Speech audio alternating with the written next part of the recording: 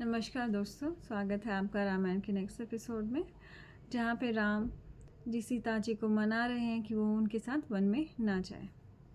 श्री राम के द्वारा समझाए जाने पर सीता प्रण और रोष से राम का उपवास करते हुए बोली, हे राम, यदि मेरे पिता मिथिलेश ये जानते कि तुम आकार मात्र के पुरुष हो, व्यवहार में स्त्री हो, तो वे कभी मेरा विवाह तुम्हारे साथ कर तुम्हें अपना दामाद ना बनाते। ओह, खेद है, लोग अज्ञानवश कहते हैं कि राम सूर्य के समान तेजस्वी है, परंतु वास्तव में इनमें तेज है ही नहीं। हे राम, आप किस लिए दुखी हैं, अथवा आपको किस बात का भय है जो आप अपनी अन्य भक्ता धर्मपत्नी को यहाँ छोड़कर वन जाना चाहते हैं। अब सीता जी उपवास इसलिए कर रही हैं क्योंकि राम तो सब बातों को पता है, फिर वो मुझ पे डाउट क्यों कर रहे हैं, वो अपनी ही पत्नी पे डाउट क्यों कर रहे हैं कि वो उनके साथ जाएगी तो दुखी हो जाएगी, इसलिए वो ऐसा बोल रही है।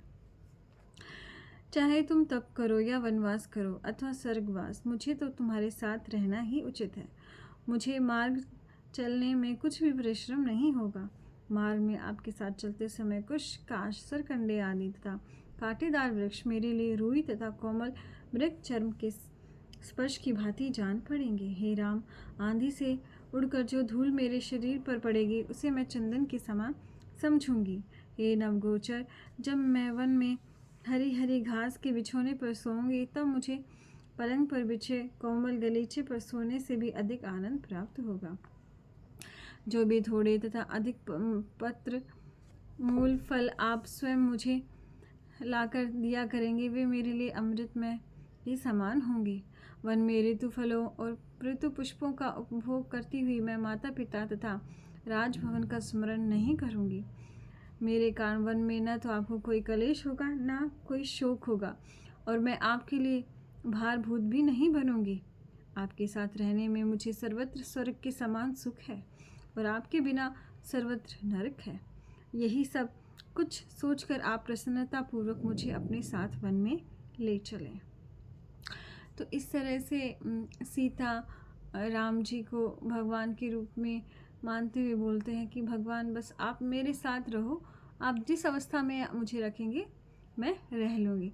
तो हमें भी जब हमारे ऊपर दुख आए या बुरी परिस्थिति आए तो हमें क्या है, मैं बस भगवान का साथ नहीं छोड़ूंगी, चाहे मेरे पास कितने ही दुख आए, क्योंकि भगवान साथ होंगे तो सारे दुख अपने आप नष्ट हो जाएंगे। यदि आपने न डरने वाली मुझे वन में अपने साथ न ले जाएंगे तो मैं आपके सामने ही अपने प्राण दूंगी, किंतु जिन दुष्टों ने आपके राज्याभिषेक में विघ्न डाला है उनके वश में मैं नहीं रहूंगी। हे नाथ, आपके वन जाने के पश्चात भी तो दुख से मुझे मरना ही है, अतः आप द्वारा पृथक होकर इसी समय पर मर जाना अच्छा है। मैं आपके वियोग के शोक को एक क्षण भी नहीं सह सकती, तब 14 वर्षों के वियोग को कैसे सह सकती हूँ। इस प्रकार शोक से संत स्थिल अंगों वाली सीता करुण विलाप कर पति का गाढ़ आलिंगन कर उच्च स्वर से रोने लगी।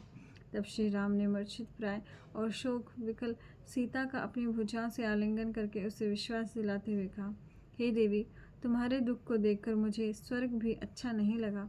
तुम्हारा यह कहना कि मैं भय के कारण तुम्हें वन में नहीं ले जाना चाहता उचित नहीं, क्योंकि ब्रह्मा के समान मुझे कहीं भी किसी भी प्रकार का भय नहीं है। तुम्हारा यह कहना ठीक नहीं कि मैं तुम्हारी रक्षा करने में असमर्थ हूँ, क्योंकि मैं सब भांति तुम्हारी रक्षा कर सकता हूँ, परंतु मुझे तुम्हारे मन का अभिप्राय ज्ञात नहीं था, इसलिए मुझे तुम्हारा वन गमन पसंद नहीं था। हे मैथिली, यदि तुम मेरे साथ वनवास के लिए निर्मित की गई हो तो मैं तुम्हें इस प्रकार नहीं छोड़ सकता, जैसे शील युक्त चरित्रवान मनुष्य अपनी कीर्ति को छोड़ नहीं सकता।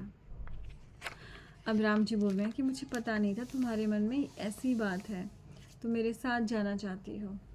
तो उन्होंने अभी बोलिया कि ठीक है, अब मेरे साथ चलो, मैं नहीं छोड़ सकता तुम्हें। हे हाथी के सूंड के समान जांघों वाली पहले के सज्जन लोग जैसा धर्माचरण कर गए हैं, मैं उसी का आचरण करूँगा और तू भी कर। जैसे सूर्य चला नक्षत्र सूर्य का अनुकरण करता है, इसी प्रकार तू भी मेरा अनुकरण कर। हे जनक नंदिनी, निश्चय ही मैं अपनी इच्छा से वन नहीं जा रहा हूँ, अपितु सत्य के पाश में बंधे हुए पिता की आज्ञा पालनार्थ ही मैं वन जा रहा हूँ। हे श्रेष्ठ कटी प्रदेश वाले, पिता और माता का कहना मानना ही पुत्र के लिए धर्म है, अतः माता पिता की आज्ञा का उल्लंघन कर मैं जीना उचित नहीं समझता। 3 की माता पिता और आचार्य आराधना से तीनों लोगों की आराधना हो जाती है। संसार में इससे बढ़कर और कोई पवित्र वस्तु नहीं है। हे सुंदर नयने, इसलिए मैं पिताजी की आज्ञा का पालन कर रहा हूँ। हे सीते, मनुष्यों के लिए सत्य, दान, मान और दक्षिणा सहित यज्ञ वैसे हितकारी नहीं जैसे पिता की सेवा। माता पिता की सेवा करने वाले मनुष्य के लिए स्वर्ग, धन धान्य, विद्या, पुत्र और सुख कोई भी वस्तु दुर्लभ नहीं है। अतः सत्य और धर्म मार्ग में स्थित मेरे पिता मुझे जो आज्ञा दे रहे हैं, मैं वैसा ही आचरण करना चाहता हूँ, क्योंकि यही सनातन धर्म है। हे सीते, पहले तो तेरे मन के अभिप्राय को न जानने के कारण मेरी इच्छा तुझे वन में ले जाने की नहीं थी, परंतु अब तेरी दृढ़ता देखकर मुझे अपने साथ दंडक वन में ले जाने का निश्चय कर लिया है। हे सीते, तू मेरे साथ जो वन जाने का निश्चय किया है, यह मेरे और तुम्हारे कुल के अनुरूप ही है। ये सुंदर कटी वाली वन, अब वनवास की तैयारी करो। इस समय तेरे बिना मुझे स्वर्ग भी अच्छा नहीं लगता। स्तुति पाठ करने वाले ब्राह्मणों को रत्न आदि उत्तम पदार्थ और वृक्षों को भोजन देकर जल्दी चलने की तैयारी करो, देर न हो पाए।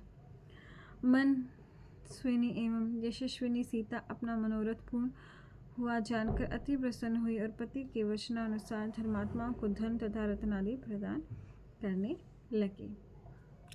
तो इस तरह से राम और सीता दोनों एक दूसरे के साथ में वनवास जाने के लिए तैयार हो गए।